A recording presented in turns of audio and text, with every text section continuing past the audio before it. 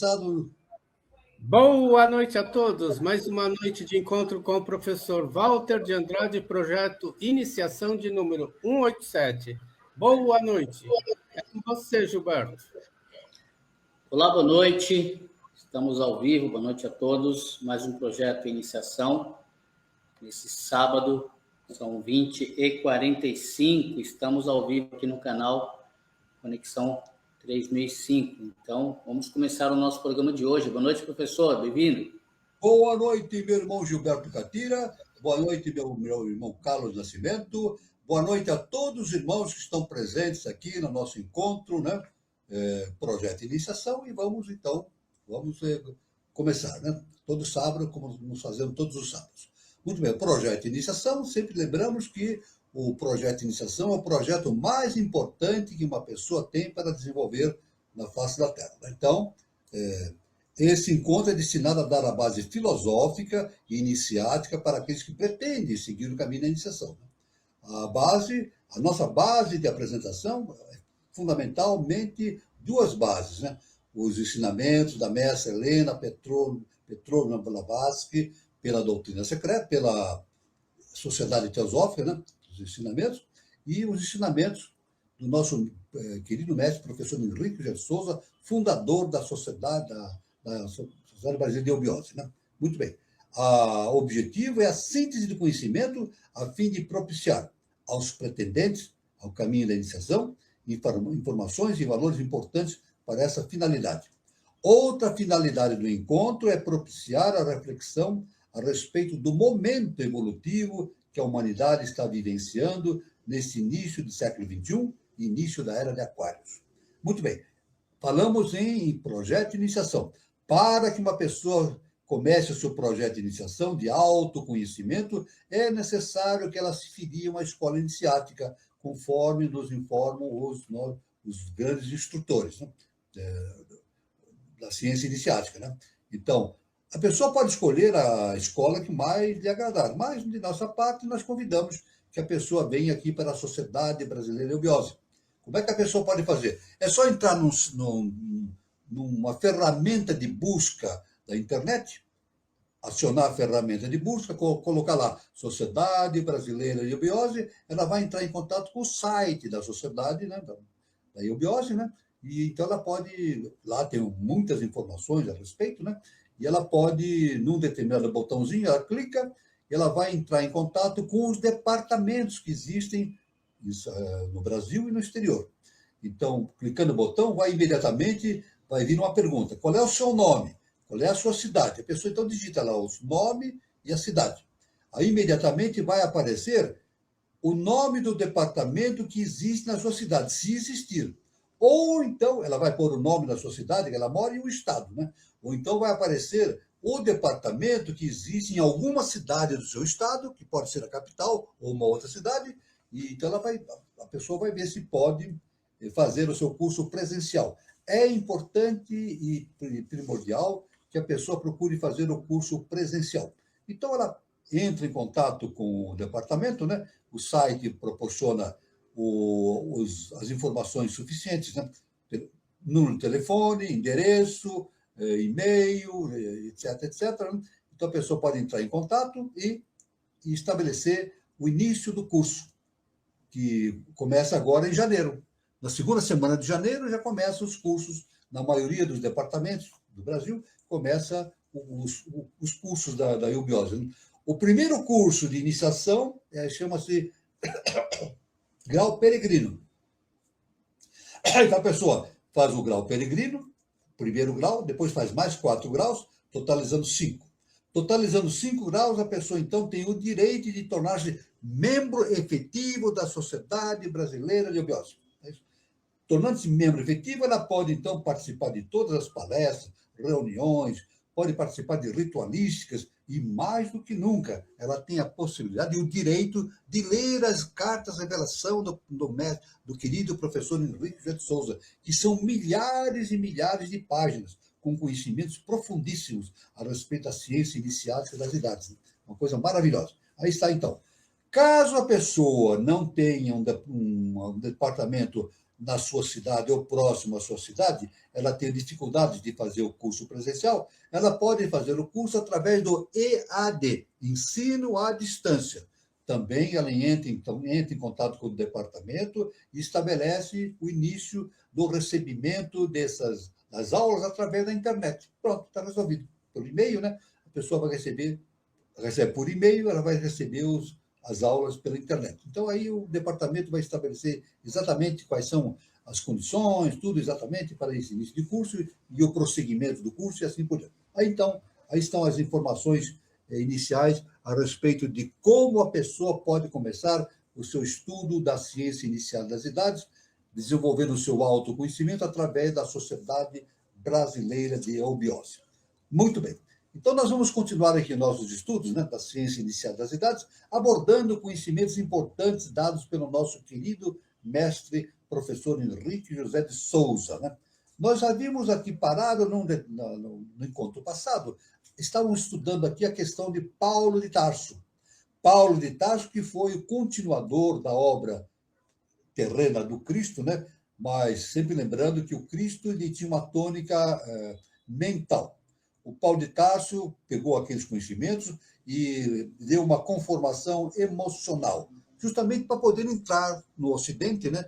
Porque se ele trouxesse aquele conhecimento mental do Cristo, não seria possível, né? Então, principalmente no Ocidente. Né? Então, ele deu foco emocional, né, para aquele ensinamento do Cristo e desenvolveu aqui uma série de ensinamentos, né? Deu uma série de ensinamentos a respeito do que o Cristo pregava, Jesus pregava, né? Então, é isso que nós estávamos estudando. Muito bem. Então, podemos continuar dizendo o seguinte: Paulo, no termo do caminho se encontra o Cristo, o purificador. E uma vez levada a efeito essa união eucrística ou eucaristia, o Crestus, o homem da dor, convertia-se no mesmo Christus. Paulo, o iniciado, que sabia muito bem de tudo isso, disse em Gálatas 4,19. Ele falou, por sinal que pessimamente vamos dizer, comentando, né? Isso, essa instrução que ele deu, por sinal que pessimamente interpretado, inclusive pela igreja. Então, Paulo deixou o seguinte, esse ensinamento. Padeço das dores do parto até que seja formado o Cristo dentro de vós. Isto é, eu que já possuo o Cristo dentro de mim, ou em meu seio, padeço de dores do parto, por saber que não estáis nas mesmas condições, isto é, iluminado por ele. Então, ele dizia que ele, através do seu trabalho, ele sofreu muito, né? Sofreu dores, foi preso, foi perseguido e foi executado. Cortaram a cabeça dele no final, né? Em Roma, né? Então, ele sofreu muito isso, né? Então, ele chama esse processo de trazer o Cristo para dentro das pessoas como as dores do parto, né? As dores do parto, essa comparação que ele faz, né? Então, outro sim, quando em Éfesos 3, 16, 17, ele diz o seguinte, todo ser bom pode falar ao Cristo em seu homem interno, sem especificar religião alguma, pois, como já atrás dissemos, não é a religião que faz o homem, e sim o seu caráter. Olha só que interessante. Não é a religião que faz o homem, sim o seu caráter. Ademais, Yoshua, né, Jesus, Yoshua, entrando em um tempo pagão para a igreja, como tudo quanto é anterior ao mesmo, expulsa a chicote os vendilhões do templo. Isso aconteceu. Isso está no Evangelho. Jesus, ele foi na casa do Pai, no templo, né, de Jerusalém, e estava lá gente lá vendendo porco, vendendo vegetais, trocando um monte de coisa, e o dinheiro circulando, e Jesus não gostou daquilo, né? Ele dizia, essa é a casa do meu pai, né? Ele chamou, então foi chamado dos vendilhões do templo. E ele, então, pegou um chicote e expulsou todos aqueles que estavam lá, né? Não sei se expulsou a todos, mas deu um exemplo muito vivo, né? Sempre lembrando que ele não fez com ódio. Veja, vamos deixar bem. Muita gente, quando a pessoa fala que ele pegou no chicote, Jesus ficou com ódio. Não, Jesus não ficou com ódio. Ele agiu com rigor. Rigor é uma coisa, ódio é outra. Então ele agiu com rigor para ficar isso gravado na mente das pessoas. Né? Muito bem? Então, ademais, né? Então ele expulsa a chicote os vendilhões do templo. E muito mais interessante, quando chama a casa de meu pai. Ele chama o templo da casa de meu pai. Assim sendo, reconhece o valor do santo lugar, apesar de esse templo não pertencer à sua religião. Claro, então, é claro que, evidentemente, veja bem, vamos especificar, não era um templo que seguia exatamente aquilo que ele ensinava dentro do cristianismo. Era uma religião, evidentemente, estava ali, que seguia os preceitos bíblicos, mas não deixava de ser a casa do pai, né? Era a casa do pai. Mas continua ele, o Paulo, né? Os profanos que sabiam apenas o termo Crestus, relacionar-se com os sacerdotes e profetas, devido ao fato de ignorarem o verdadeiro significado oculto da palavra, insistiram, como fizeram Lactâncio e Justino, o mártir, em ser chamados cristãos em vez de cristãos. Então, é uma observação que o Paulo fazia. Né? Interessante ainda o que afirma um incomparável filósofo e teósofo por nós, né? Por nós citado, quando entrevistado pela imprensa a respeito do messianismo religioso e extemporâneo de Bessante e de Dmitri, através do divino rebelde Joy Krishnamurti. Né? Muito bem. Então, aí está um teósofo falando a esse respeito. Né? O messianismo foi sempre o achaque dos débeis que esperavam de um enviado a redenção que só lhes pode vir de si mesmos. Prometeu, encadeado, espera Epimeteu, libertador na tragédia de Ésquilo. Os hebreus esperam um rei. A Idade Média, aí podemos ver a história da Espanha, de Moreno Espinosa, reinado de Fernando IV, também esperou pelo Cristo, e o Cristo que veio foi a Renascença, onde a arte e a ciência se emanciparam do jugo religioso que os oprimia. A gente dá um exemplo da Renascença. Né? E quanto a Krishna, Buda, Jesus, Platão, etc., foram seres superiores, que nos deram doutrinas eficazes para que nos redimíssemos com os nossos próprios esforços. Faze por ti que eu te ajudarei, disse o mesmo Yeshua, enquanto no portal de Delfos se lê Gnote Celtum, que tanto vale pelo nasce-te ipsum latino ou conhece-te a ti mesmo, todos eles comprovantes da sentença oriental. Busca dentro de ti o que procuras fora. É o princípio do autoconhecimento, né? A pessoa não deve procurar fora de si, ela deve procurar as coisas dentro de si mesmo. Dentro de nós está tudo registrado. É o que Jesus fala num ponto do Evangelho, né? Vós sois deuses. Na verdade, isso é importante. Vós sois deuses. Temos todo o conhecimento dentro de nós, mas nos esquecemos disso. E a nossa missão no autoconhecimento é relembrarmos esse conhecimento todo. Nenhum deles fundou a religião confessional que se lhes atribui. Logo, quem fundou todas elas foi o imperialismo psíquico de seus pretensos discípulos, que, escravos do inerte dogma que criavam, esqueceram não ser religião uma crença, mas a dupla ligação de fraternidade entre os homens, segundo a sua etimologia latina do religo, religare, ou tornar a unir, religare. Né? Então, exatamente, então a base, o que se diz na língua romana, né? no latim, e vem a religião, vem do termo religare, significa religamento da consciência humana à consciência divina. Né? Imperialismo psíquico, portanto, sucessor fatal do todo imperialismo físico. Ao Império Romano sucedeu o Império Psíquico Papal. Ao Império Físico Espanhol, o Império Psíquico Jesuíta. Em Maomé, os dois imperialismos se apresentavam juntos. E assim, ao Império Físico Inglês, quer a senhora Besant, nesse verdadeiro golpe de Estado desferido no clássico e livre pensamento esotérico, implantar o psiquismo, o psíquico krishnamurtiano. E não, isso nós devemos até dizer que Anne Besant dizia, ela adotou o Krishnamurti como seu filho, né? E ela dizia que o Anne Besant era realmente a expressão de Maitreya na face da Terra. Ele era Maitreya na face da Krishnamurti, veja só que ela criou essa ideia, né? Então ela criou o Krishnamurti como Maitreya. E isso foi... O nosso mestre, quando era jovem, ele soube dessa história. E ele discordou. O nosso mestre era jovem, né? Ele discordou dessa história. E o próprio Krishnamurti também discordou.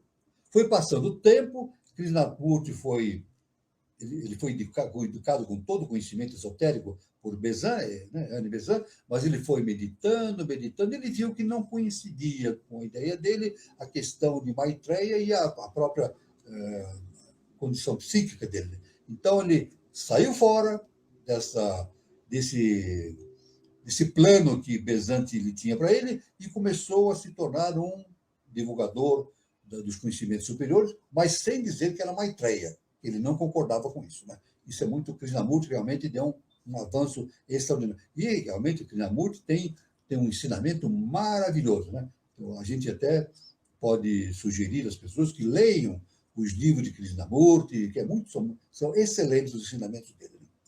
E que pensai de tal religião mundial, da qual hoje quer que faça parte a Theosophical Society de Adyar? Pergunta o repórter. Nessa entrevista que tinha, o repórter pergunta isso, né? Nunca estive de acordo com a senhora Besant, e mais esse golpe de Estado desferido no clássico e crítico livre pensamento da Sociedade de Adyar, cujo objetivo, a fora da fraternidade universal, é o do estudo comparado das religiões, ciências e filosofias, não a crença, e menos a prática de religião alguma. Seu próprio lema, dizemos nós, o de Maharaj de Benares, Satya Nasti Puro Dharma, que é o conceito básico dos estudos da Blavatsky, né? Não há religião acima da verdade. E tornou-se a frase fundamental, justamente, da Sociedade Teosófica, né? Era o primeiro a contrariar semelhante absurdo, o Krishnamurti, né? O naturalismo que disseca uma lagartixa o faz sem adorá-la. Aí o Krishnamurti fala isso, né? O naturalista que disseca uma lagartixa, para entender a biologia dela, faz isso sem adorar a lagartixa, né? Então isso é muito importante, né? Olha que paralelo ele faz, né? Justamente com isso, o estudo que o indivíduo faz pela religião, né? Livre pensadora no mais alto grau, a sua fundadora, Helena Petrovna Blavatsky, lutou ao lado de Garibaldi em Mentana contra o poder papal. Considerou as religiões como duplos véus lançados sobre a sabedoria iniciática das idades, que foi, antes de tudo, ciência. Uma ciência perdida que se faz necessário descobrir. Teosofia não significa ciência de Deus, mas dos super-homens ou deuses dos gregos, homens representativos, grandes almas, mahatmas ou gênios, jinas, etc. Segundo, etc. Muito bem, aqui. Segundo o Oriente, né? Seu livro Isis sem Véu, de Blavatsky, né, nega toda espécie de magia que exceda o poder e a compreensão do homem. Em sua doutrina secreta, Blavatsky termina proclamando: só existe a religião única na natureza, da qual todos deduziram seus dogmas até materializá-los em sua eterna poesia. Moisés e Maomé, ao proibir o uso da carne de porco, não o faziam em nome da religião, e sim da ciência. A gente sabe, né, que na Bíblia carne do porco é considerada impura, né? Impura, né? Muito bem. Aí tem uma série de condições, né? A gente sabe que a carne do porco ela produz, ela transmite uma doença de um parasito, né? Tem um parasito no porco, né? Então a ciência sabe que quem come carne de porco tem que cozinhar muito bem o porco, a carne tem que ser muito bem cozinhada, porque não aquele verme, ele fica vivo e infesta o corpo da pessoa, dando lesões, inclusive cerebrais, de enorme periculosidade, né? Não é, pois, de agora o nome teosofia? Pergunta-lhe ainda um jornalista, justamente ao entrevistado, né? Que é justamente o que nós estamos aqui enfocando, né? Que é o Krishnamurti, né? Aí ele responde, de modo algum, teósofos ou neoplatônicos, ecléticos e harmonistas foram chamados os filósofos alexandrinos, que com Amônio Sacas quiseram deduzir da gnose o estudo comparativo das religiões científicas de conduta. Teósofo chama César Canto a Paracelso, Agripa, Dom Helmonte e sofista do século XII ao arábico Azim Palácios. Então, aí está, muito importante essas considerações. Então, continuando. De fato, teosofia é o nome grego com que se procura definir a mesma sabedoria iniciática das idades, doutrina secreta. De forma sintética, é o que Blavatsky deu o nome, teosofia, né? Teosofia, justamente, é o nome sintético que significa sabedoria iniciática das idades, ou doutrina secreta, né?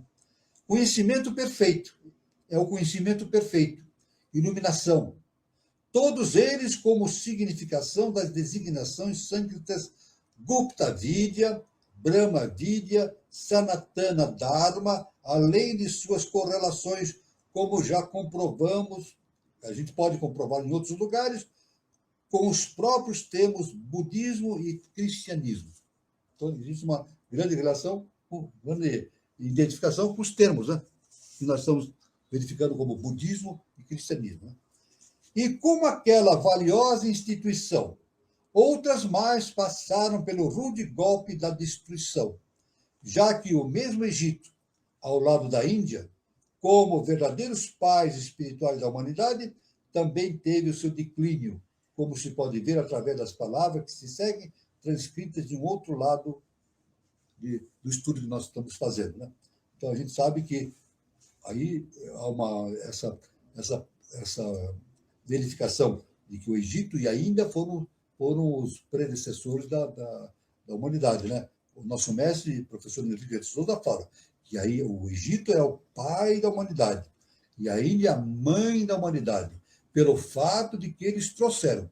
Foram os dois países, Índia e Egito, que foram destinados pela divindade para trazerem para o mundo ocidental e oriental os ensinamentos contidos pelos sábios da antiga Atlântida, né? Então, eles tiveram esse destino, esse trabalho importante, né?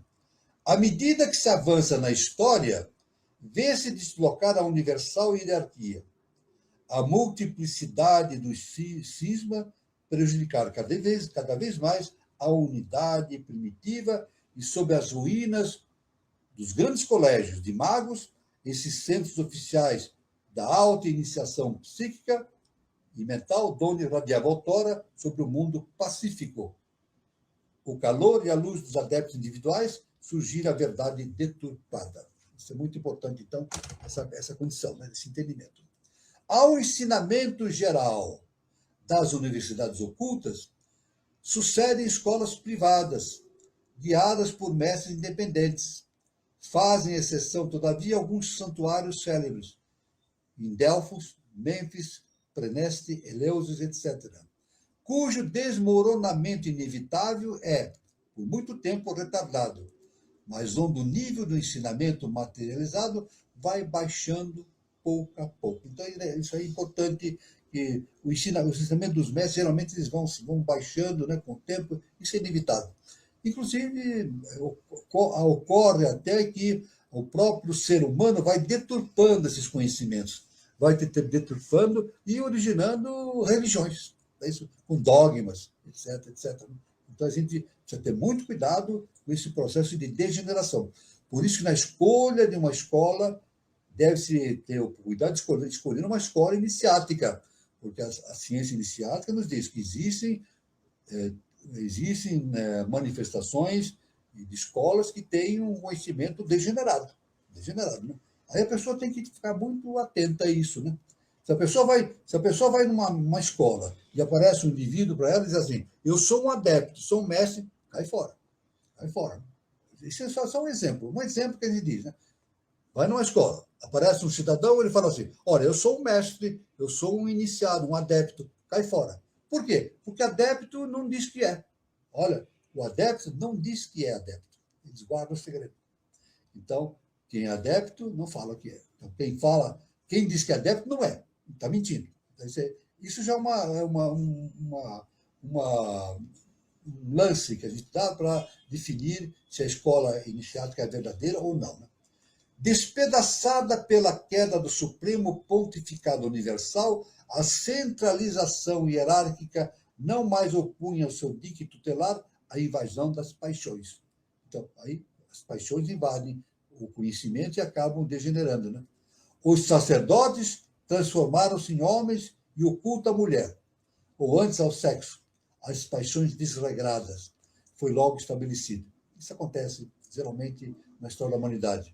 A pior das rotinas, a da inteligência, elevou seu domínio nos templos ao espírito, substituiu a letra morta.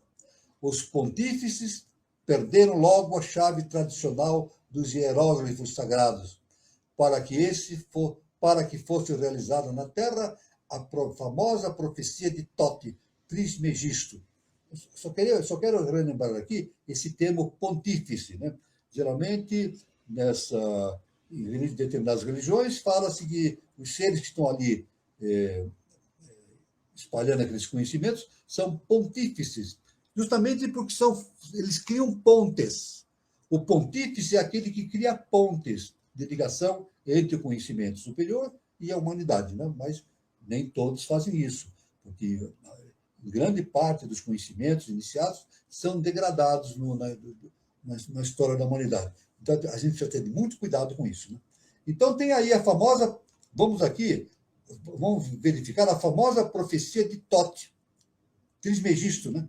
O Hermes Trismegisto, vamos ver? Egito, olha a profecia. Egito, das tuas relíquias não restarão mais do que as vagas recordações em que a posteridade será a primeira a não dar crédito. E sobre a terra fria, palavras apenas contando a história da tua devoção. O divino tornará a subir ao céu. Isto é, dizemos, o Espírito da verdade, que por tantos anos pairou sobre ele, voltaria ao divino. Por isso que o deixava abandonado às suas próprias dores. A humanidade completamente abandonada morrerá por inteiro. Isso aí, conforme o Hermes Trismegisto, né? A humanidade completamente abandonada morrerá por inteiro. Pelo que se vê, a profecia estendia-se mais do que ao Egito, pois todos os povos, como dissemos, são oriundos daquele tronco e da Índia. E tu, Egito, ficarás deserto e viúvo de homens e deuses. Terra santa que eras outrora, amada dos deuses, como foi Atlântida, donde o mesmo Egito é rebento imediato, por teu espírito de devoção, serás a perversão dos santos, a escola da impiedade, o modelo de todos os vícios e de todas as violências.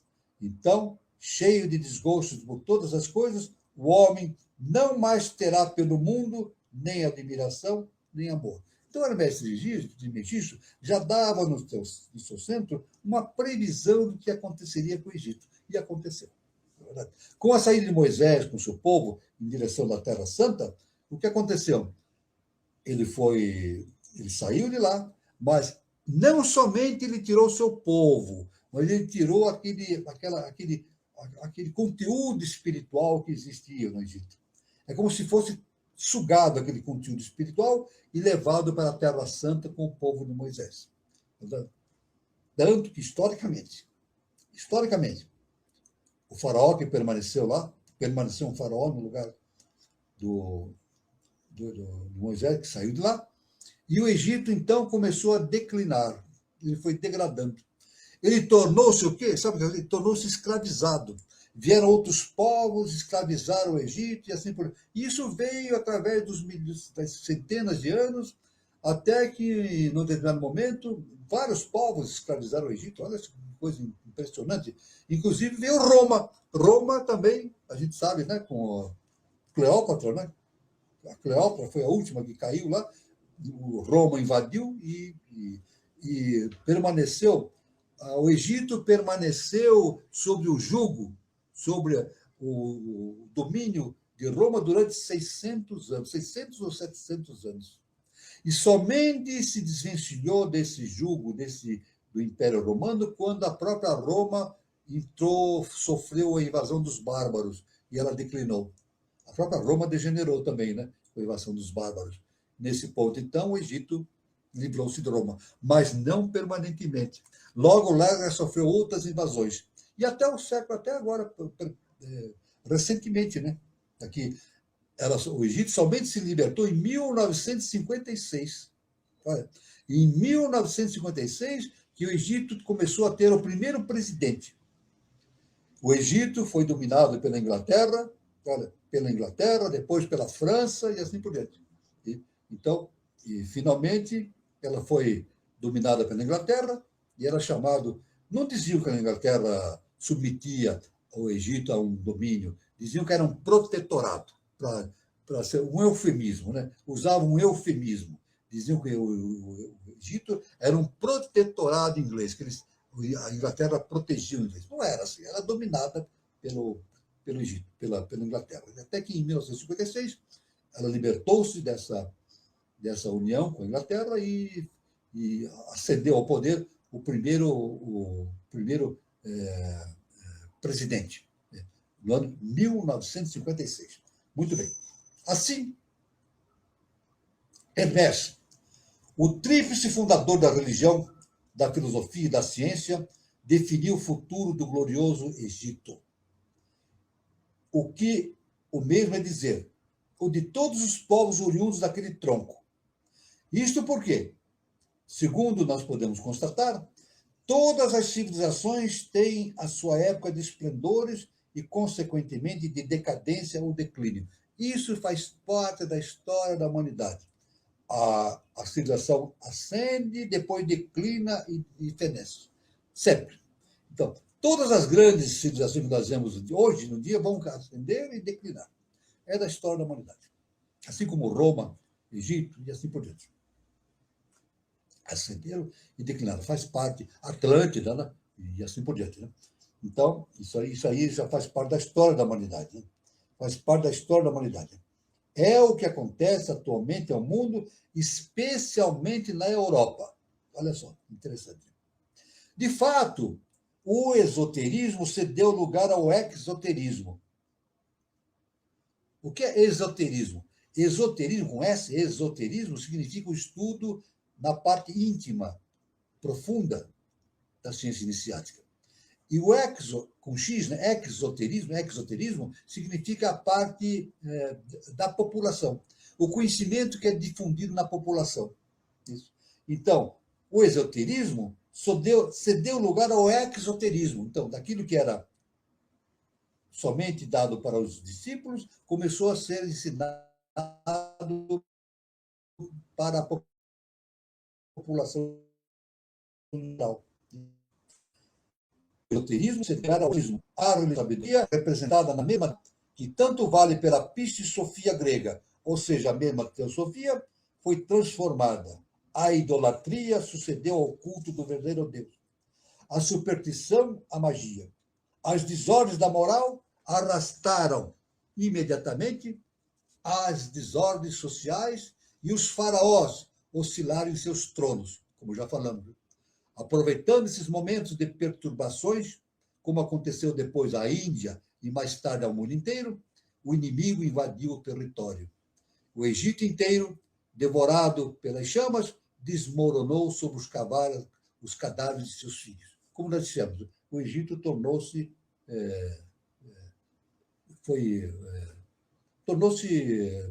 possessão de outros países, né? De outras comunidades, por muitos séculos. Que resta hoje daquela inconcebível civilização de tão soberbas manifestações? Ruínas e areia. O que resta ao Egito hoje? Ruínas e areia. Existe um Egito lá na concepção social que nós temos, no povo, mas não é o mesmo Egito que tínhamos na antiguidade. Né? Então, nós temos lá ruínas e areia. Quanto à Índia, como já nós nos referimos, né, teve a mesma sorte. A Índia teve a mesma sorte, arrastando consigo ao cair o Tibete e a Mongólia. Olha só, a Índia caiu e arrastou para essa queda o Tibete e a Mongólia. A parte essa atração mística que muitos conservam ainda pelo Oriente por ignorarem tais coisas, como verdadeiros centros espirituais que foram do mundo. Só lembrando que esses conhecimentos da Índia, principalmente do Tibete, foram trazidos para o Brasil. O nosso mestre nos ensina isso. O Tibete teve a sua queda, e os conhecimentos foram trazidos para o Brasil. Inclusive, a Sociedade Brasileira de Eubiose tem uma raiz no Tibete. É isso? Muitos que estão na eubiose, nada acontece por acaso, né? Isso o nosso mestre afirma. Muitos que estão estudando a eubiose, fazem parte da eubiose, já viveram no Tibete, na antiguidade, né? Até a queda tibetana e assim por diante. Né? Então, caíram o Tibete e a Mongólia. Então, como disse, a parte essa atração mística que muitos conservam ainda pelo Oriente por ignorarem tais coisas, místicas que muitos conservam como verdadeiros centros espirituais, eram verdadeiros centros espirituais que foram do mundo. Seu ciclo de vida terminou, bem pode dizer-se, no ano de 1883, quando desapareceu seu último rebento, ou seja, o grande Ramakrishna, 1883, coincidindo com o nascimento físico do nosso mestre e professor Henrique J. de Souza. Pois em 1883, nessa ocasião, nascia no Ocidente uma outra pessoa destinada a servir de marco espiritual que na história evolucional dos seres a própria lei concedia se fixasse no mesmo Ocidente. Então, o professor Henrique J. de Souza veio fazer essa conexão do Oriente com o Ocidente. Veio trazer essas raízes para o Ocidente. Isso todo, quem vier para a eubiose, quem já está no eubiose, pode estudar isso, né? E tem muita literatura também que é divulgada para o exterior, para o mundo das pessoas que compram livros, definindo esse fato, né, que os ensinamentos vieram do Oriente e o nosso mestre participou desse processo de transbordo desse conhecimento, em parte, para o Ocidente. Né? E alguns anos, né, então aqui, e alguns anos depois do desaparecimento de Ramakrishna, desaparecia por sua vez o último Brahmatma da Índia, uma espécie de papa ou governo espiritual, mantido ao norte do mesmo país, por sinal que tinha por símbolo, usado durante muitos séculos, as duas chaves e a mitra, copiados pela Igreja para o seu santo sumo pontífice. Desse modo, a Mongólia via terminar seu ciclo de atividade espiritual. Vamos ver novamente? Desse modo, a Mongólia via terminar o seu ciclo de atividade espiritual com o desaparecimento do 31º e último da série dos Budas vivos, ou Bogdogans, cumprindo assim o apontado nas velhas tradições conservadas secretamente dos mosteiros lamaístas.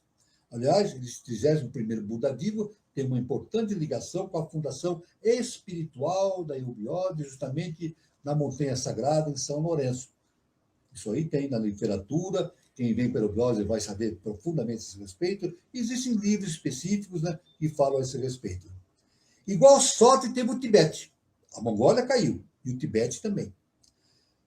O Tibete, ocorreu a queda do Tibete com o desaparecimento das figuras do Dalai Lama e do Teti Lama e do Traiti Lama, como querem outros, sucessores daquele, e, por sua vez, últimos dessas duas categorias de lamas tibetanos, os quais, ligados à mesma Mongólia, representavam as 3 colunas vivas, ou 3 caminhos, senão o prodigioso, misterioso mistério do Rei do Mundo, os seus 2 ministros ou colunas.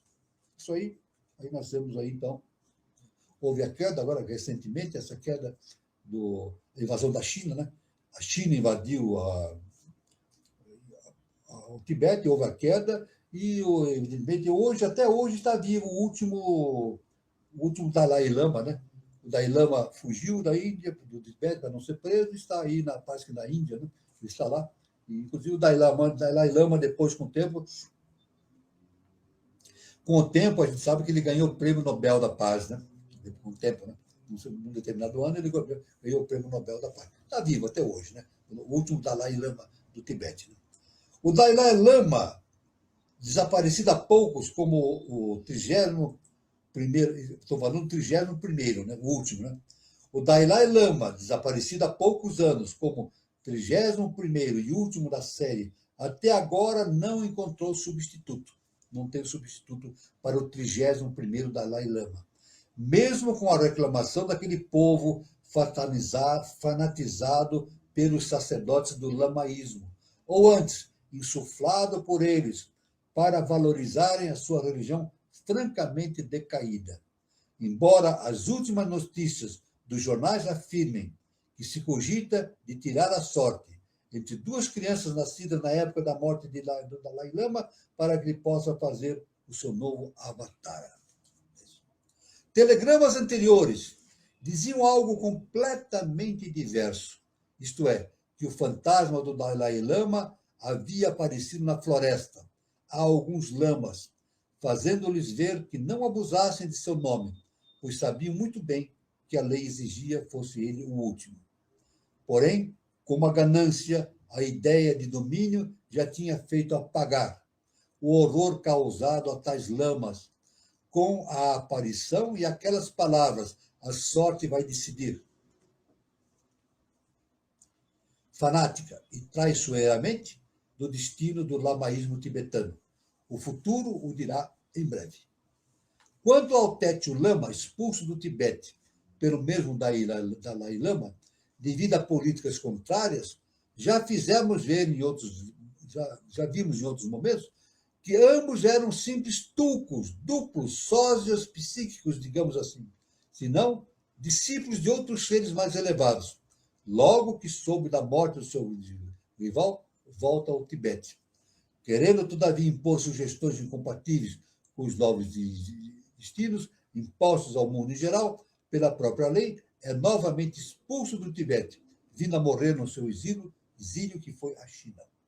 E com isso realizaram-se as velhas profecias de que um dia o Oriente se fundiria no Ocidente. Essa é uma profecia antiga, que o Oriente vai se fundir com o Ocidente. Isso é inevitável. Para a maior glória e vigor do espiritualismo triunfante na face da Terra, para não dizer, desde logo, em prol da evolução humana. Então, nós podemos até prever, né, que o nosso mestre nos dá o início da nova civilização no ano 3005, e a gente pode ver, então, inclusive, o início da nova civilização em 3005 e a concretização da fusão justamente do budismo, a fusão do Oriente com o Ocidente. Isso é muito importante. Tanto que a gente tem nos nossos estudos vistos, né, que aqui no terceiro milênio, o terceiro milênio é constituído, é sustentado por duas colunas básicas, Buda e Jesus. Buda e Jesus. Não é budismo e cristianismo como religião. Não é que vai existir o budismo e o cristianismo, não. Os conhecimentos dados por Buda e os conhecimentos dados por Cristo servem de base fundamental para o desenvolvimento do terceiro milênio. O budismo, dando através do conhecimento, fazendo o esclarecimento através da sabedoria. E através de Jesus, fazendo o esclarecimento através do amor. Então, aí, amor e sabedoria. As duas colunas fundamentais sustentando no terceiro milênio a evolução em direção da nova civilização. Então, isso é muito importante, essa importância, né? Então, veja bem essa importância, né? Muito bem. Telegramas anteriores diziam completamente diverso. Telegramas recebidos, né, por determinadas pessoas, né, diziam algo completamente diverso, isto é, que o fantasma do Dalai Lama havia aparecido na floresta há alguns lamas.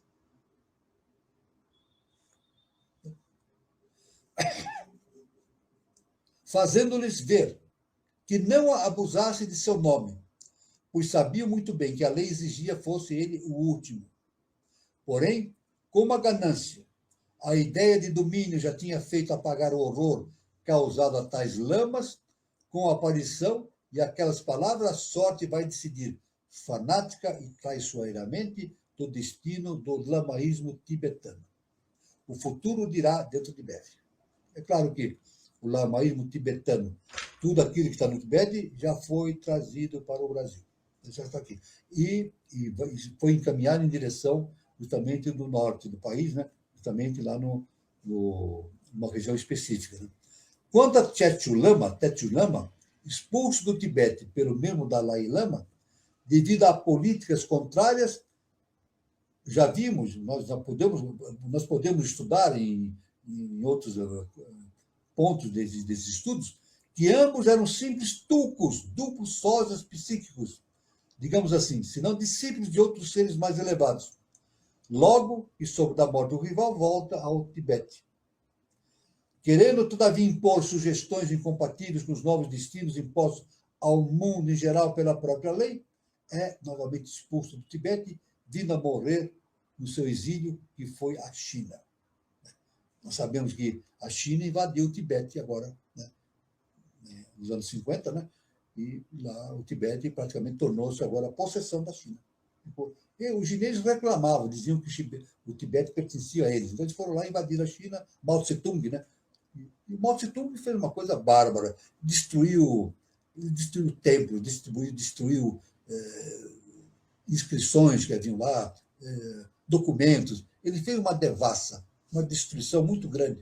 Mas tem o seguinte, Mao Tse-tung destruiu a parte física, mas aquele conhecimento todo está nos mundos internos, nos mundos subterrâneos. Então, nada se perdeu. Mao Tse-tung pensou que tinha acabado com tudo. Vou citar. Mao Tse-tung imaginou que ele tinha destruído tudo, mas isso foi um ledo engano. Ele não destruiu nada, destruiu a parte física, mas os conhecimentos ficaram nos mundos internos e foram trazidos para o Brasil. E com isso realizaram-se as velhas profecias de que um dia o Oriente se fundiria no Ocidente. Um dia o Oriente se fundiria no Ocidente. E é o que está acontecendo agora. Para a maior glória e vigor do espiritualismo triunfante na face da Terra. Para não dizer desde logo, em prol da evolução humana. E, consequentemente, a manifestação do Espírito de verdade. Com ele mesmo, prometeu a Arjuna. Podemos ver no Bhagavad Gita, o canto do bem-aventurado. É interessante que hoje existem forças das sombras tentando destruir o Ocidente. Isso, evidentemente. As forças das sombras tentam destruir o legado dado por Jerusalém, o legado dado pela Grécia Antiga, dos seus conhecimentos antigos, e o legado dado por Roma, inclusive pelo direito romano, ao mundo ocidental. As forças das sombras tentam destruir tudo isso, porque destruindo essas três bases, ele destrói o Ocidente. Mas isso é impossível. As forças das sombras devem entender. É impossível destruir aquilo que é protegido pela lei cósmica justa e perfeita. Ponto final. Então, nós podemos dizer o seguinte, no Bhagavad Gita está lá previsto o seguinte, veja bem, todas as vezes, ó filho de Bharata, que Dharma, a lei justa, declina e a Dharma, a lei justa, se levanta, eu me manifesto para a salvação dos bons e destruição dos maus. Para restabelecimento da lei, eu nasço em cada yuga, idade. Aí está. Então, é o que nós estamos... Hoje, as forças das sombras tentam, evidentemente, levar e levam em grande parte para a Dharma, quer dizer, fora da lei. Mas a Dharma, que é a lei justa, combate e vem e se manifesta se levanta e se manifesta para a salvação dos bons e destruição dos maus. Então, hoje, o que no Bhagavad Gita foi dito está acontecendo hoje. O mundo, o planeta, está passando por uma seleção. Isso o nosso mestre deixou bem claro. Veja, aquelas consciências que não estiverem preparadas para a nova civilização não ficam mais na Terra, serão levados para globos obscuros, que estão vivendo na época das cavernas. Então, força das sombras, seus veículos, seus simpatizantes, etc., seus colaboradores, não ficam mais na Terra, não reencarnam mais na Terra. Já estão sendo paulatinamente enviados para globos obscuros. Só fica na Terra, para a nova civilização, a elite espiritual que está em consonância com a lei justa e perfeita que está formando a nova civilização na Terra. E a Terra, como a gente vê constantemente na internet, isso é dito com bastante frequência, nós estamos passando para a quinta dimensão. Olha só. Estamos passando para a quinta dimensão. Isso acontece no ano 3005, com bastante evidência, e depois o nosso mestre diz mais 10 mil anos vão acontecer depois desse tempo, e realmente a nova civilização vai se implantar na face da Terra. E, basicamente, o Brasil é o berço da nova civilização. Olha só, fusão do Oriente com o Ocidente, o Ocidente torna-se o condutor da humanidade para nesse sentido evolutivo, e o Brasil é a pátria escolhida para ser a base de sustentação para essa nova civilização. Veja só a responsabilidade que o brasileiro tem diante da lei cósmica justa e perfeita. Muito bem. Essa espada, essa luta entre Dharma e Adharma, justamente, é uma luta da espada. Né? Espada, pois de dois gumes, Dharma e Adharma, da mesma razão do destruis e do construis, embora que tal destruição não seja ele quem faça, mas os próprios homens, devido à grande quantidade de matéria tamásica atraída para o seu redor, ou antes, a predominante influência do mal sobre o bem, que tanto vale por afastamento da lei ou Dharma, quanto afastamento da lei do Dharma, afastamento devido à lei do Dharma e do Karma também, claro. Quanto ao resto, incumbe-se os terremotos, as inundações, as pestes, as guerras, as revoluções e todo esse mau lastro kármico que agora mesmo irrompe por toda parte do globo, especialmente, como já dissemos, na velha Europa. E agora, depois das duas guerras, irrompeu no Oriente. Jesus já falava disso, né? Jesus já falava aí sobre esses tremores de terra que ocorreriam, e já estão ocorrendo, né? O nosso mestre fala sobre isso, né? Sobre essas mudanças, né? Das civilizações, dessa luta entre as forças das sombras e as forças da luz, justamente as forças das sombras tentando impedir a evolução do planeta para a quinta dimensão. Né? Diz então o Rosso de Luna, o grande filósofo, astrônomo, Rosso de Luna, lá da Espanha, né?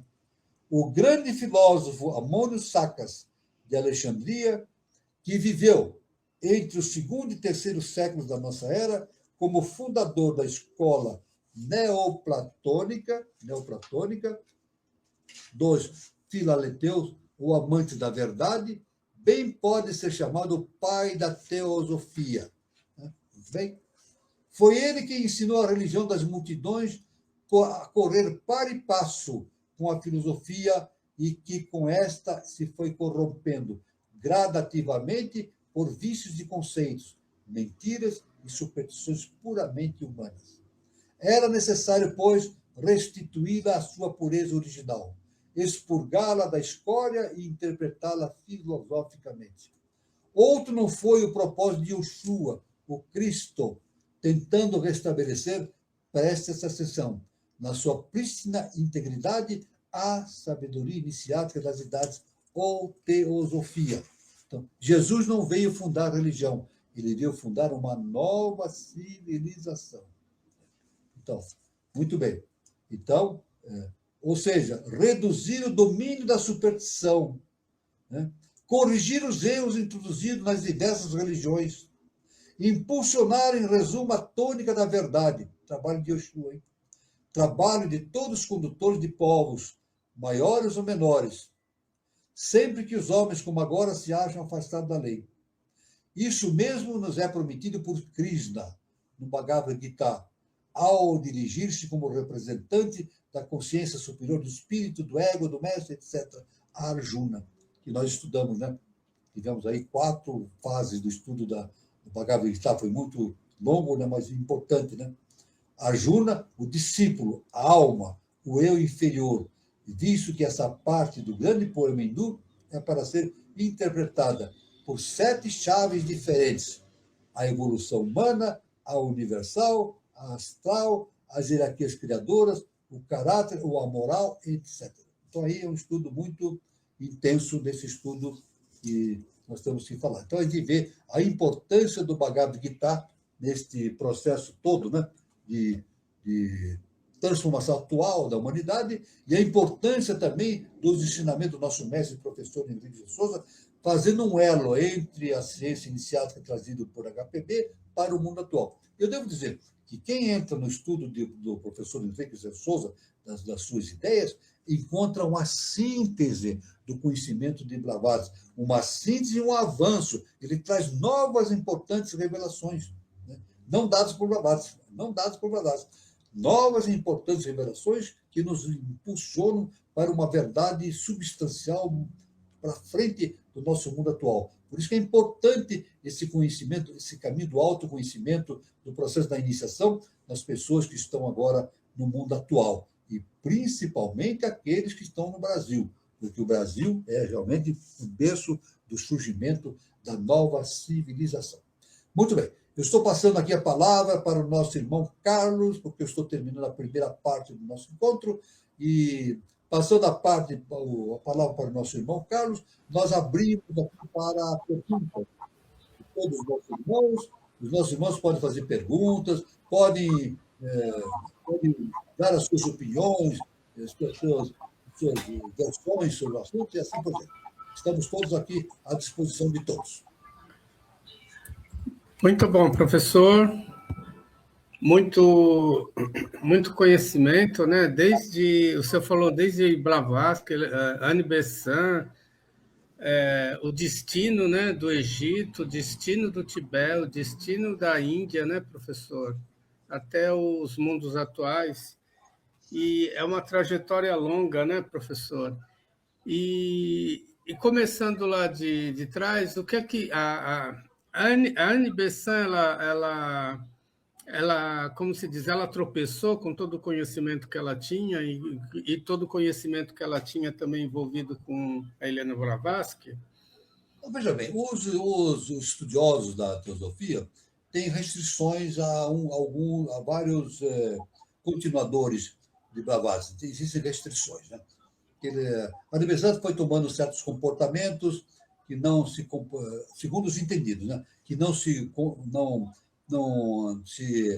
traziam relações com Blavatsky, né, e outros também, que não vou citar aqui, outros também estudiosos tomaram certas atitudes que não.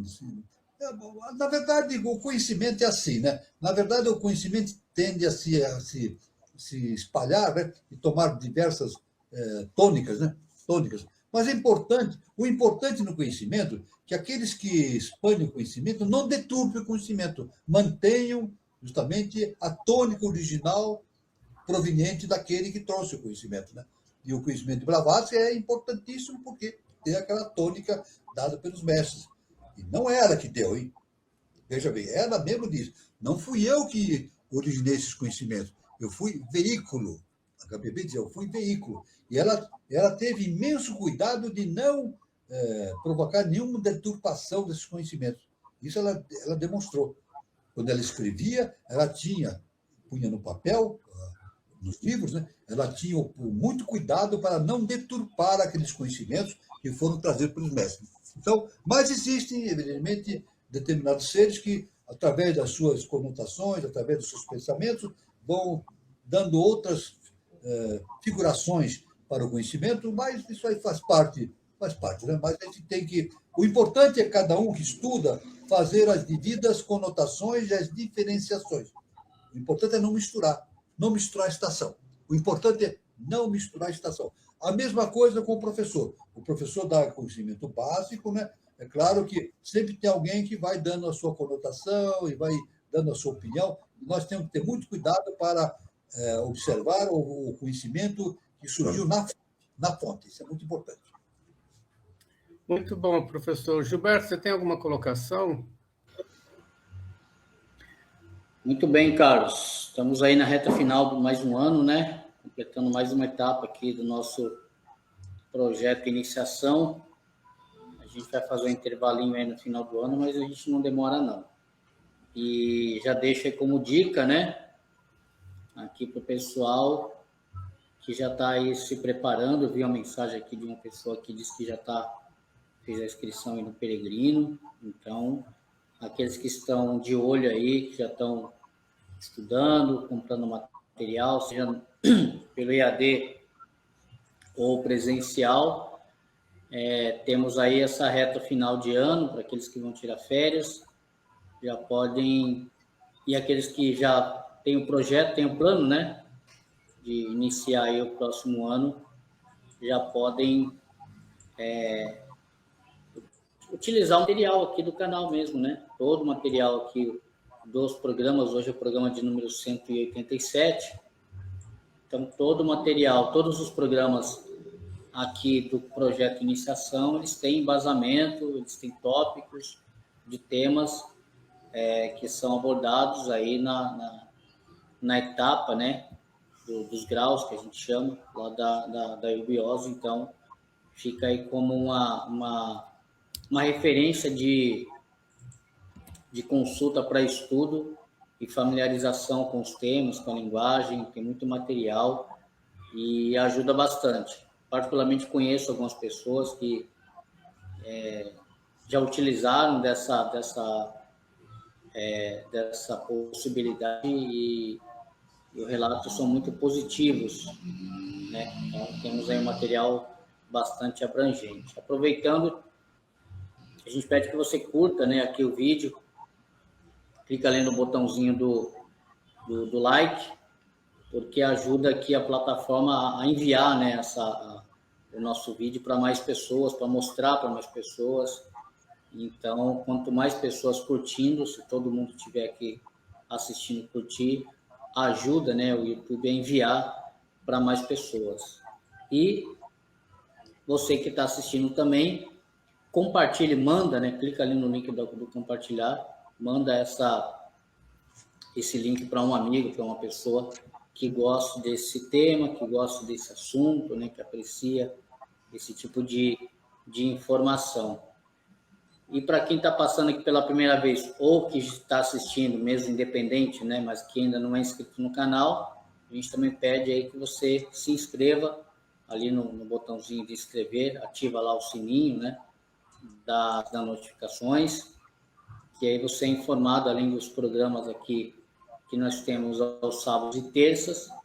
Eventualmente pode ter alguma atividade fora da programação normal, mas quando você ativa ali o sininho, se inscreve, tudo que tem aqui no canal você é informado.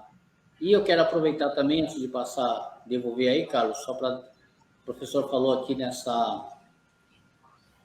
no programa de hoje, né, fez algumas menções sobre o Cristo e lembrando que no programa programa de terça dessa semana nós tivemos aqui a participação, né, do professor Walter falando aí do Natal. É bem interessante para quem não viu, então já deixo aqui, né, quando terminar aqui a live, quando terminar de assistir aqui, vai lá no canal, tem lá o programa da última terça, aqui, feito pelo professor, falando do Natal, do Cristo, está muito legal, e vai continuar no dia 23, depois o Carlos vai falar mais a respeito, então vale a pena ficar aí como dica. E aí, juntando essas duas pontas, professor, eu ia, como o programa passado, de terça, foi bastante corrido, não deu tempo, e hoje também foi citado a questão do Cristo, e foi falado bastante sobre a questão do presépio.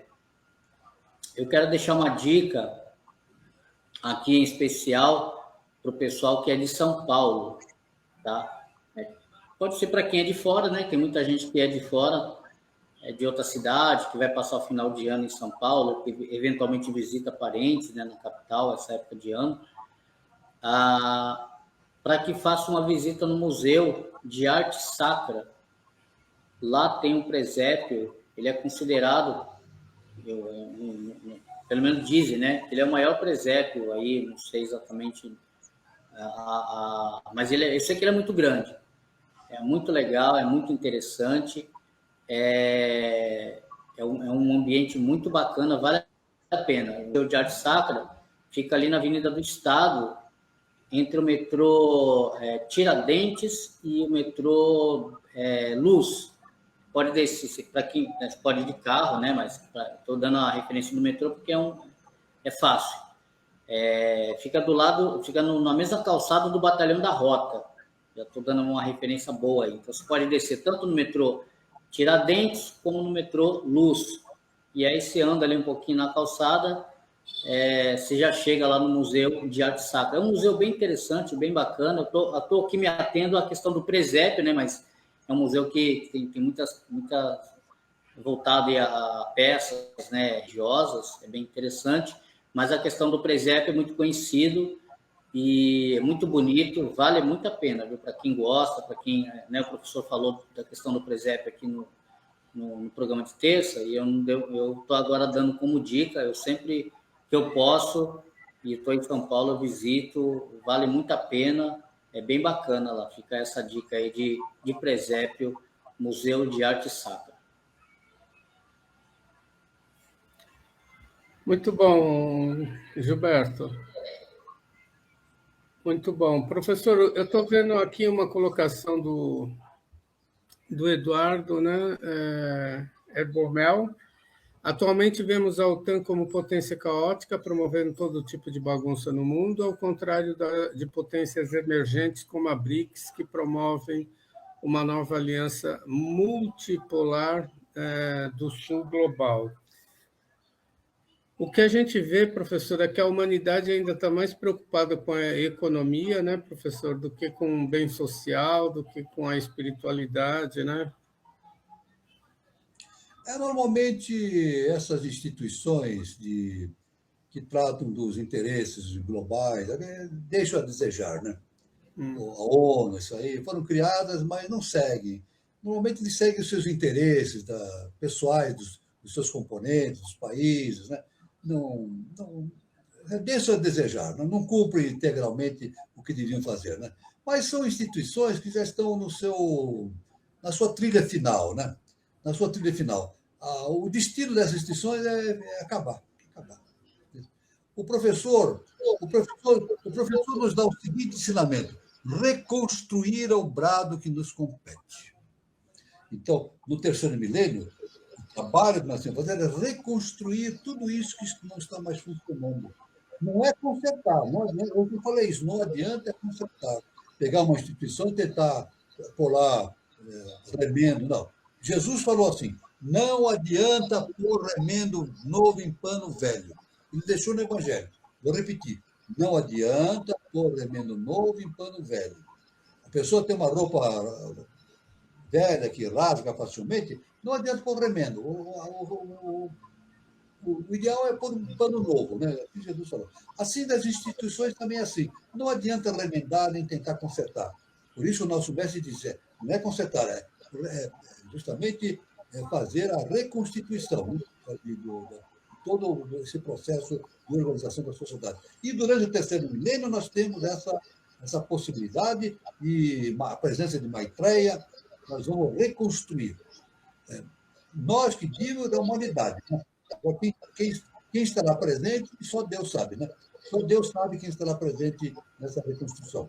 Mas quem estiver presente na reconstrução terá essa oportunidade de reconstruir tudo para o quarto milênio, né? Para o surgimento de uma nova civilização. Vale lembrar, Carlos, só um comentário a respeito disso ainda, só para acrescentar aí no professor. O professor acabou de colocar. A Queltanha é uma instituição militar, né, de defesa, e, enfim, militar, e o BRICS é um bloco econômico, né? Então, só para deixar claro aí a comparação, né, acrescentando aí no comentário que o professor fez. Então, são coisas um pouco diferentes, só para a gente ter essa diferença aí, como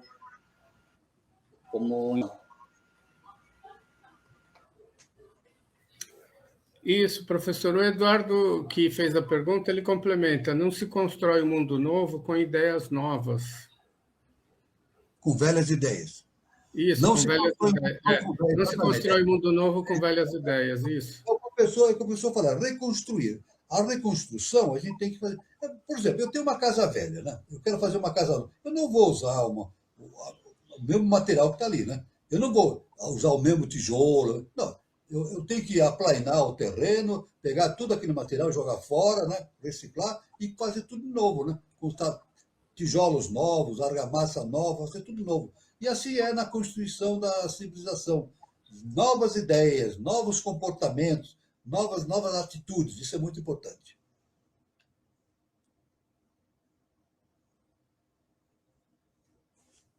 Muito bom, professor. O Guazelli, ele coloca o seguinte: curiosidades, né? Em fevereiro de 2020, entrei para a série interna. Éramos mais de 100 no Peregrino. Terminamos com 10, né? O IO, né, professor? Caminho de IO. Hoje, como está na Lacerda? Guazelli, quando eu fiz o Peregrino, a minha turma tinha uns 250 pessoas, viu? Na Marcela Franco. Não cabia mais gente lá dentro, né? Hoje, quantas pessoas eu conheço? Eu conheço 2 ou 3 que estão na eubiose, 2 ou 3. Então, esse é o que você viu é constante, não é algo que aconteceu com você, é constante, é constante. As pessoas entram no caminho da iniciação e a grande quantidade da pessoa vai saindo, não é verdade? Agora, tem o seguinte, se a pessoa entra no caminho da iniciação e não abraça a iniciação, ela está deixando a iniciação para outras vidas. Então, ela não vai perder a oportunidade. Se ela não faz nessa vida, ela vai ter que fazer em outras vidas, não é verdade? Então, por isso que tem que aproveitar a oportunidade, né? Mas o que acontece é isso, as pessoas entram, depois, muitas vezes vêm com curiosidade, viu? Muitas pessoas vêm através da curiosidade para ver. Matou a curiosidade, ela vai embora, né? Então, agora poucos ficam, né? Agora, eu conheço gente muito antiga na eubiose. Isso não é só na eubiose, isso acontece em qualquer escola iniciática. Não é um fato da eubiose, é um fato preponderante em toda a escola iniciática. Muito bom, professor. Tá, essa já foi. O Guazelli coloca: para acabar com os maus, basta entender o fim da dualidade. Na verdade, olha, que veja bem, vamos Gazelli, veja bem, olha, a intenção da evolução não é acabar com os maus, vamos deixar bem claro. Vamos deixar bem claro, gente. A intenção da evolução não é acabar com os maus, é fazer com que os maus encontrem o seu caminho, não é verdade?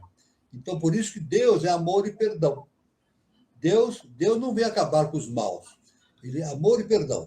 E Deus perdoa, ama e perdoa. Só que eu já falei isso em outro lugar, e vou falar novamente aqui, né?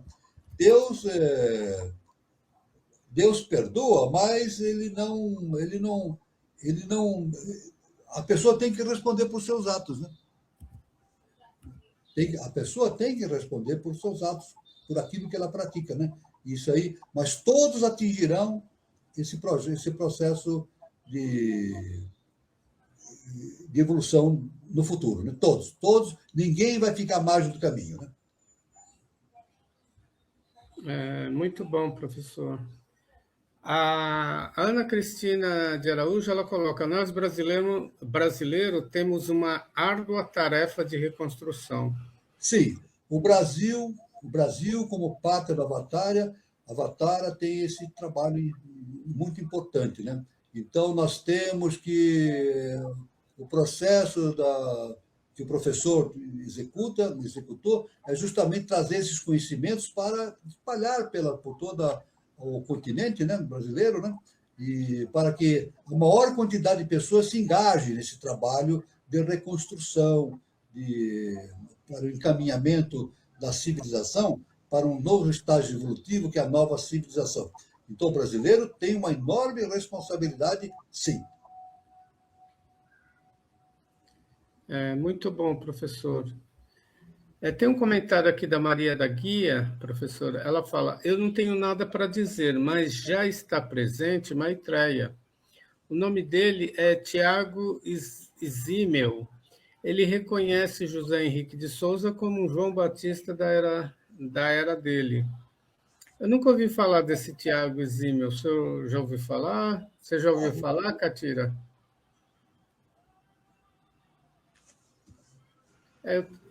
Não, eu também nunca vi, Maria. Vou pesquisar. A gente vai pesquisar. O Guazelli coloca: a dualidade começaria pelo julgamento? Não, veja bem, a dualidade, você diz justamente a questão da polaridade, né? Nós vivemos num mundo polar, né? Então, à medida que nós vamos evoluindo, nós vamos entendendo como as coisas funcionam, até que nós entendemos a lei da polaridade. Quando a gente entende a lei da polaridade, a gente entende tudo. Agora, entendendo tudo, a visão é bem diferente, Por exemplo, quer ver uma coisa interessante? Eu falo assim, as forças das sombras estão tentando destruir o planeta. E é verdade, as forças das sombras estão tentando destruir o planeta. Mas não é isso de agora, desde que o mundo é mundo, desde a Atlântida, desde muito tempo. As forças das sombras agem para destruir. Mas só que é o seguinte, as forças das sombras também evoluem, não é verdade? Por vezes, e frequentemente, os componentes vão vendo detalhes da espiritualidade e vão evoluindo, né? Agora, também tem outro detalhe: o mal que as forças das sombras fazem provoca o desenvolvimento também. É a questão do bem e do mal. Não existe o bem e o mal separadamente, eles se equilibram. Tanto que lá na Índia se diz o seguinte: o bem tem um germe do mal, e o mal tem um germe do bem. Então, as forças das sombras, quando fazem o mal, elas inconscientemente elas estão fazendo um bem, porque elas estão despertando a consciência das pessoas com relação ao mal que elas estão fazendo. Então, o outro lado vai trabalhando para erguer aquilo que está sendo destruído pelas forças das sombras. Então, na verdade, tudo está acoplado nesse processo de desenvolvimento, né? Mas, pela lei universal, todos atingirão a casa do Pai. O Pai dá essa oportunidade. Deus é amor e perdão. Deus não pune nem condena. Ele dá oportunidade permanentemente, eternamente, para que todos atinjam a sua consciência superior. Muito bom, professor. O Eduardo Herbomel, ele coloca: JHS já falava da rotina mental como a pior das rotinas. Sim, a rotina mental é justamente o mental concreto, né? O mental do quaternário inferior, né? O mental é como se tivesse uma mesa, né? Vamos imaginar uma mesa, né? Os assuntos do mental estão em cima da mesa. Então aquilo fica circulando e não sai daquilo, né? Se é plano, fica circulando, não sai daquilo. Agora, quando a pessoa age pelo mental abstrato, superior, sintético, ela se eleva acima daquele plano e tem uma visão completa. Então, veja bem, olha, vamos dizendo assim, numa linguagem matemática, a gente pode dizer o seguinte: o mental concreto interpola, mas o mental abstrato extrapola. Olha, veja bem, o mental concreto interpola, ele acha valores dentro do seu próprio nível de entendimento, mas o mental superior, não, ele extrapola, ele sobe acima e tem uma visão geral. É isso que provoca o desenvolvimento extraordinário. Os gênios, né? Os gênios têm uma visão superior de todos, né? E lançam aquelas ideias novas que revolucionam a ciência, a psicologia, o comportamento humano e assim por diante. É muito interessante isso que o nosso irmão falou, Realmente, a pior rotina é aquela rotina mental, né? Se tu roda, roda, roda e não sai daqui.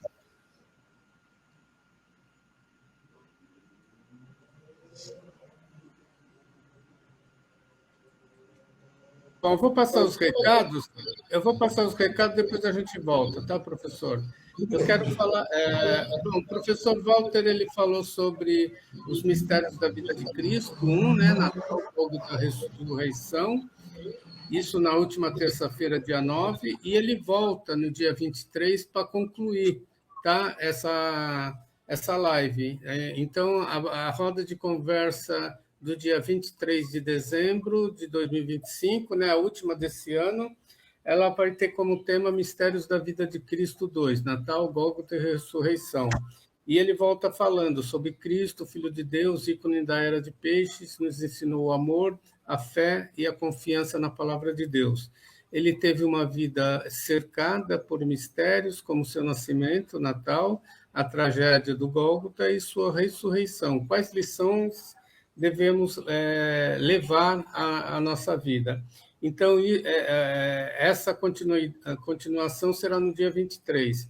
E na próxima terça-feira, dia 16 de dezembro, a nossa roda de conversa tem como tema envelhecimento populacional e o desafio de envelhecer bem.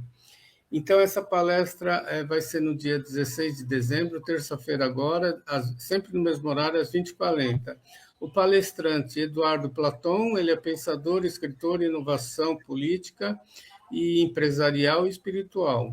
Ele vai abordar que no Brasil de 2023, idosos já representam 15,6% do total e tende a crescer pelas projeções.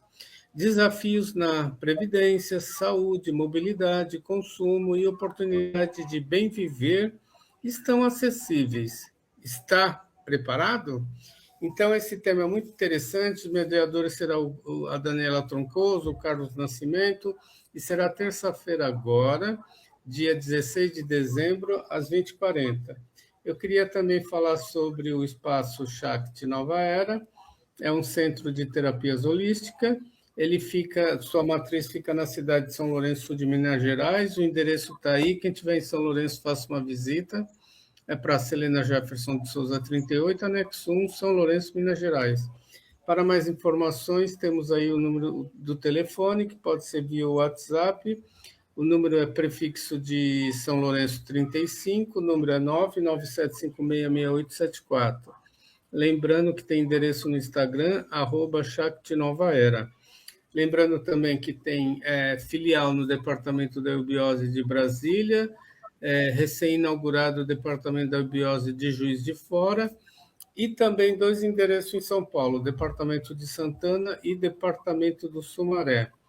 Lembrando também que todo sábado a gente tem aqui o projeto de iniciação, e o projeto de iniciação com o professor Walter Teixeira de Andrade e seus colunas Gilberto Catiri e Carlos Nascimento.